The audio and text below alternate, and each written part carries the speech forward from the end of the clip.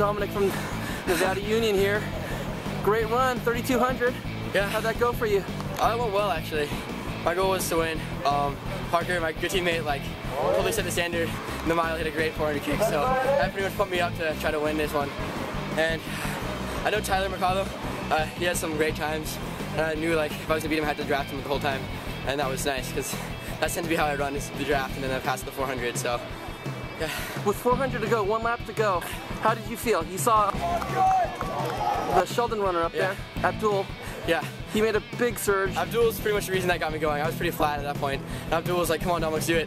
And so he kicked first, and I was lucky to catch him. He got second. He had a great race. So I kind of owe that race to Abdul, honestly. Yeah. All right. Great. Only a sophomore, so he has some potential. Great running, Dominic. Thank you. Right, Thank you for doing everything.